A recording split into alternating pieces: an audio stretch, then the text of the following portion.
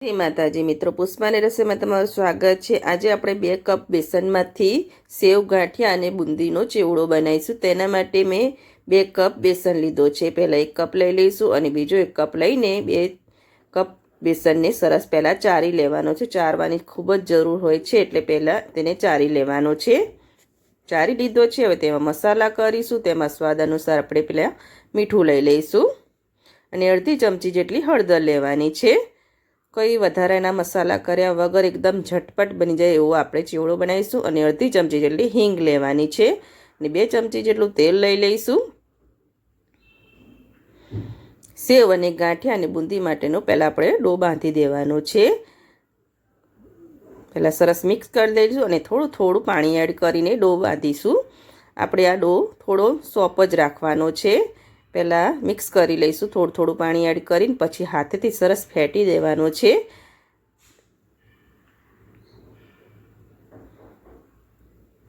બધો ડો સરસ મિક્સ થઈ ગયો છે। હવે થોડો હાથેથી તેને ફેટી દઈશું। હાથેથી તમે કરશો તો એકદમ બેટર સરસ તમારું ગાંઠિયા માટેનું રેડી થઈ જાય છે। આ રીતે ફેટી લેવાનું છે।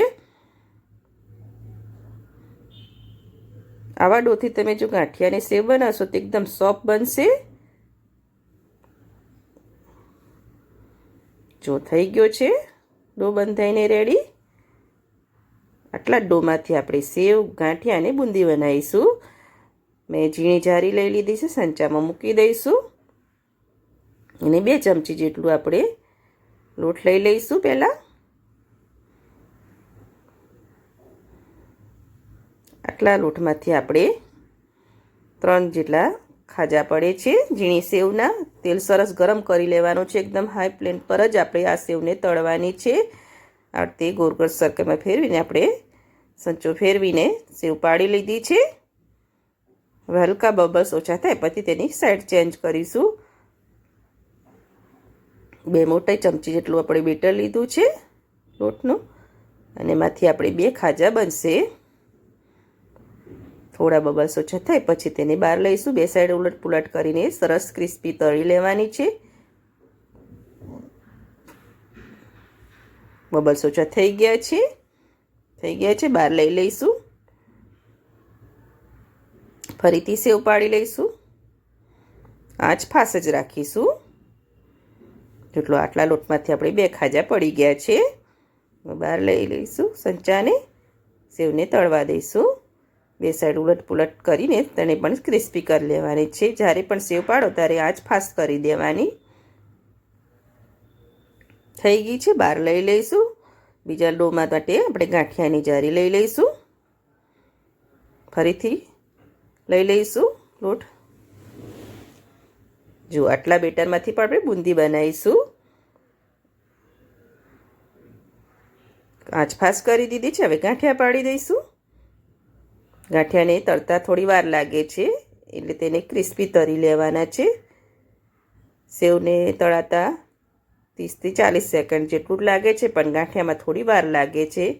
1-2 મિનિટ જેવું થઈ જાય છે, કેમ કે ગાંઠિયા છે એટલે થોડા ક્રિસ્પી થાય ત્યાં સુધી તળવાના છે। તેને આંચ ફાસ્ટ જ રાખવાની છે। મીડિયમ આંચ કરશો તો તમારે સેવ અને ગાંઠિયામાં તેલ ભરાઈ જશે, પણ ફાસ્ટ આંચમાં જ આ ગાંઠિયા અને સેવને તળવાના હોય છે। ઉલટ પુલટ કરી લઈશું અને ક્રિસ્પી થાય ત્યાં સુધી તળી લઈશું। એટલા બેટરમાંથી આપણે 2 ખાજા જેટલા ગાંઠિયા પડ્યા છે, બહાર લઈ લઈશું। બીજું બેટર છે તેમાં થોડું પાણી એડ કરી દઈશું અને એકદમ રિબિન કન્સિસ્ટન્સીમાં આપણે બેટર બનાવી દેવાનું છે બુંદી માટેનું। સાઈડમાં બધો લોટ છે બધો મિક્સ કરી લેવાનો છે। આપણે 2 કપ બેસનમાંથી આપણે ઝીણી સેવ ગાંઠિયા અને બુંદી બનાવવાની છે, એટલે બધો લોટનો ઉપયોગ કરી લઈશું। આ રીતે બધો લઈ લઈશું અને એક બાઉલમાં કાઢી લેવાની। હજુ પાણીની જરૂર પડશે। બુંદી માટેનો ડો એકદમ બિન કન્સિસ્ટન્સીમાં હોવો જોઈએ। જો આવો આપણે કોઈ પણ ખારાનો ઉપયોગ આપણે નથી કર્યો, બેકિંગ સોડા કે કોઈ પણ જાતનો ખારોનો ઉપયોગ કર્યા વગર ઝીણી સેવ ગાંઠિયા અને બુંદી બનાવ્યા છે। થઈ ગયું છે। હવે તેને એક બાઉલમાં ભરી લઈશું, જેથી આપણે બુંદી પાડતા સહેલું પડે। આ બાઉલમાં મેં લઈ લીધું છે। હવે એક બાઉલમાં મેં જ્યાં હોલ પાડી દીધા છે, તમે જારો હોય તો જારામાં પણ થોડું તેલ લગાવી લેવાનું 2 સાઈડ અને પછી બુંદી પાડવાની અને થોડી ઊંચાઈ રાખીને બુંદી પાડવાની છે અને આ જ ફાસ જ રાખવાની છે. જેટલી ઊંચાઈથી તમે બુંદી પાડશો એટલી જ બુંદી તમારી ગોળ પડશે. જો નીચે રાખશો તો ફેટ થઈ જશે તમારી બુંદી અને આ જ ફાસ જ રાખવાની છે. ચોખ્ખાઈ બુંદી પાડી દીધી છે. હવે ઉલટપુલટ 1-2 વાર કરી લેવાનું છે. આ જ ફાસમાં જ આને ઉલટપુલટ કરીને ક્રિસ્પી તળી લેવાની છે. ક્રિસ્પી થઈ ગઈ છે. જો એકદમ ગોળ ગોળ આપણી બુંદી બની છે. બહાર લઈ લઈશું અને બીજા લોટમાં થોડો આપણે ગ્રીન કલર એડ કરી દઈશું અને તેને સરસ મિક્સ કરી લઈશું. આપણે ગ્રીન કલરની બુંદી પાડીશું. છે ને આપણે 2 કપમાંથી ઝીણી સેવ ગાંઠિયા અને 2 કલરની બુંદી બનાવી છે. થઈ ગયું છે. ફરીથી તે બુંદી પાડી લઈશું. આજ ફાસ કરી દીધી છે. ફરીથી મોલ્ડ લઈ લઈશું અને બુંદી પાડી લેવાની છે. થોડી ઊંચાઈથી રાખીને જ પાડીશું. એકદમ ગોળ ગોળ પડે છે. જો બધી બુંદી પાડી દીધી છે. તેને પણ ક્રિસ્પી થાય ત્યાં સુધી તળી લેવાની છે. ઉલટપુલટ કરી લઈશું. 1-2 વાર ઉલટપુલટ કરીને તળી લીધી છે. અને પૌવાને મેં ચારીને લઈ લીધે છે. તેલ એકદમ ફાસ્ટ રાખ્યું છે. ગરમ કરી લીધું છે. પૌવા તરત જ તળાઈ જાય છે. તેને ઝારામાં મૂકીને મેં તળી લીધા છે. જો એકદમ ફૂલીને ઉપર આવી ગયા છે. આ પૌવાને આપણે સેવ ગાંઠિયા અને બુંદીમાં એડ કરી દઈશું. જો આપણે સેવના 2 ખાજા, ગાંઠિયાના 2 ખાજા, પીળી બુંદી અને ગ્રીન બુંદી અને પૌવા અને મેં સિંગને તળી લીધી છે. અને કાજુ અને બદામના પીસને પણ મેં તળી લીધા છે. તમે ડાળિયા જોઈએ તો તે પણ એડ કરી શકો છો. મેં મસાલો બનાવ્યો છે. તેમાં લાલ મરચું, સંચર પાવડર, આમચૂર પાવડર, ચાટ મસાલો અને દળેલી ખાંડ અને મીઠું એડ કર્યું છે. એનો મેં મસાલો ચટપટો મસાલો બનાવ્યો છે. તે છાંટી લઈશું. હવે સરસ ચેવડાને આપણે મિક્સ કરી લેવાનો છે હાથેથી. બધા મસાલા સરસ એમાં એડ થઈ જાય. તે મિક્સ કરી લેવાનું છે.